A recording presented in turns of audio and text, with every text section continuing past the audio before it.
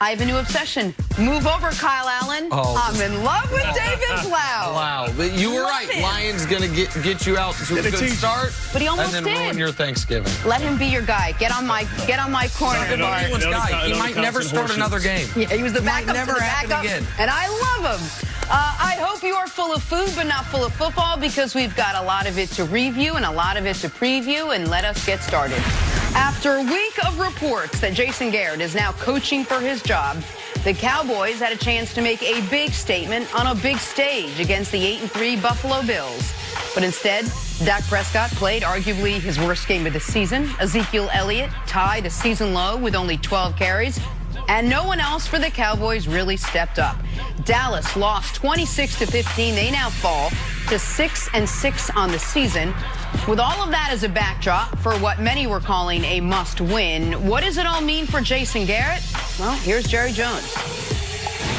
I know Jason very well. I've had a wonderful opportunity to spend a football life with him, so I know him very well.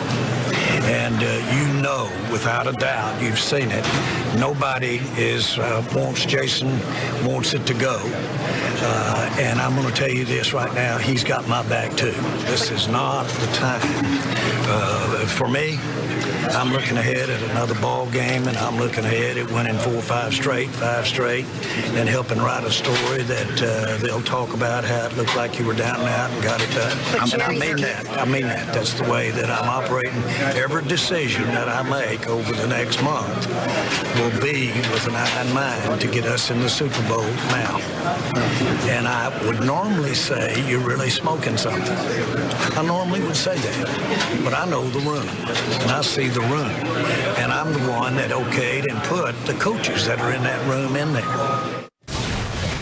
Wow. All right. Well, listen, Nick, you have to wonder, we're all... No, not too early in the morning, Bart. Did you ask him if he was smoking anything? Yeah, because Jerry Jones must be drinking something. Because now he looks subdued, right? He was a guy that was talking all this stuff early in the week. He created the distraction. Now he wants to comment. You know how, like, you ever get mad at your kids and then they do something afterwards, just like, whatever. I already played that card. Right. I already played the you're grounded for a month card. He looked defeated. He looked defeated. And Jason Garrett is inept. He's not capable of pushing the team over the top. Some of his decisions that he's made. Why would you go for it on 4th down when you're in field goal position? You kick a field goal, you go down 13, you have an opportunity because Steve Hotchkiss missed an extra point to maybe win with 2 more touchdowns in the game.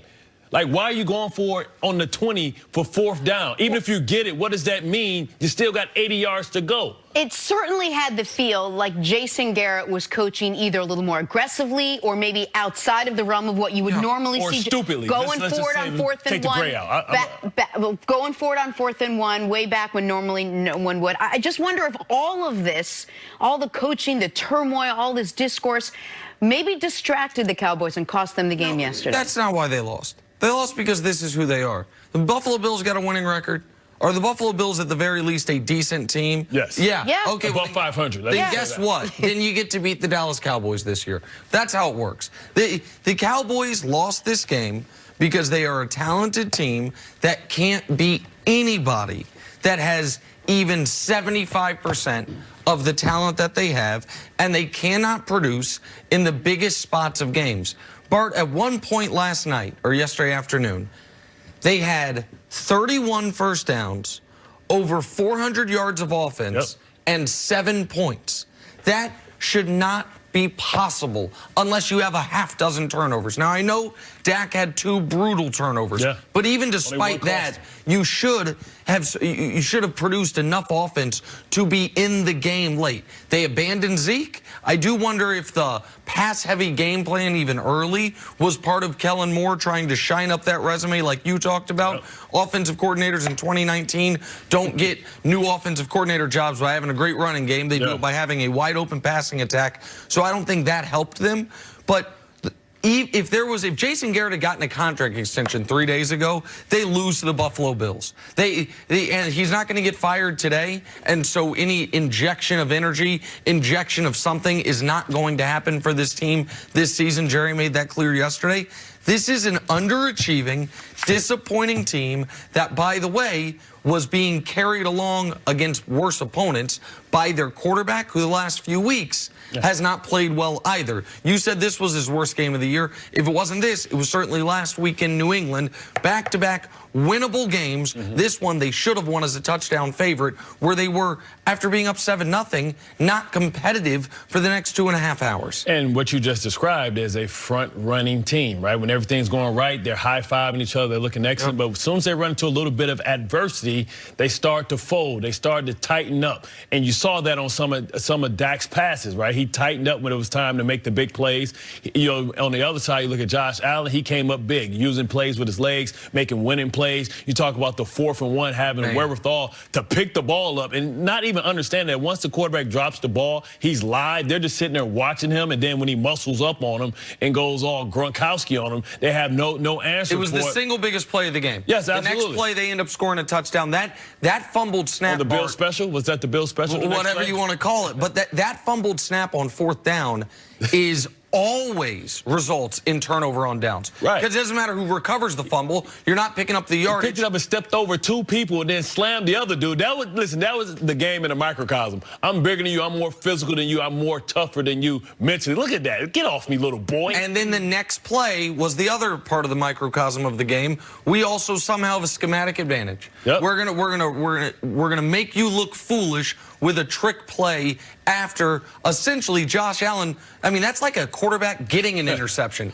not having an interception. That should have been Cowboys ball. You got an extra possession. You score a touchdown on the next play. And here's the part for Dallas, Jenna, that is, to me, you called them front runners. I think that's a perfect description. They got up 7-0. Once Buffalo tied the football game, here is how the Cowboys' possessions ended. Once it was 7-7, a Dak pick, a Dak fumble, a missed field goal after you don't take a shot to the end zone at the end of the half, another missed field goal, and then the other 4th down they went for that you're talking about when Dak skips the ball to Zeke. As soon as Buffalo was like, oh no, we are here for a fight. We're not going to roll over. We're not the Giants. We're not Washington. The Cowboys could not finish drives, and they abandoned Zeke, to me, way too early. I mean, he didn't get a carry. I'm sorry not to cut you off. He didn't get a carry, after 9 minutes and 40 seconds in the 3rd quarter. He came out running the ball, 12 for 71. Right, but then, really the gamesmanship within the gamesmanship was early on when you talk about that halftime when McDermott took the timeout and he showed the cover 0 blitz to see how they would respond to it. So now go back to the 4th down against Zeke. They anticipated the all-out blitz, but he knew how the Dallas Cowboys were going to respond to it. What do? They drop back in the zone, and Zeke, even if he catches the ball, has 3 defenders right there. So once again, it goes to situational football. It goes back to coaching, which tells you that Jason Garrett is not a great football coach. Look, if you say this is back-to-back poor outings from Dak Prescott, at least you could look at last week and say they're on the road, they're in a terrible, weather was awful, they're playing against the Patriots, all of it. You're at home on Thanksgiving. The weather is perfect because you're indoors. You're playing in front of a national audience. Everything was set up for you to succeed, especially the kind of season that Dak Prescott was having. And now you say, well, if you're not going to fire Jason Garrett, what's going to change? What kind of infusion of energy are you now going to get to push yourself to the end of the season? Remember what he said. He said, hey, every decision I make for the next 4 games is made with winning in mind. What decisions can you make? What are you going to do? Go get Dez Bryant off the scrap heap? What decisions can you make? You're out of moves, Jerry. You're out of moves. The only move he had right now, you're right, was to get rid of Jason Garrett. Does he make a mistake sticking with him here? Well, yeah, I think absolutely. I said Jason Garrett should have been fired after the Patriot game, and the only reason you couldn't fire him after the Patriot game because you had a game 4 days later. Well, now they have a full week. They do play on Thursday again, but they just played on Thursday. So it's a regular week. They're not going to do it. Now, I want to make this clear. I do not think firing Jason Garrett fixes all that ails the Cowboys. I don't know that it fixes anything that ails the Cowboys. I do know that it is the only card you have left to play. Because to your point, there's no players available. I mean, I suppose they could try to sign Antonio Brown, but that's not going to fix what ails this team. Situationally, this team stinks. As far as schematically, this team does not go into games with an advantage. They are underachieving. And Dak Prescott, over the course of the season, the numbers look good.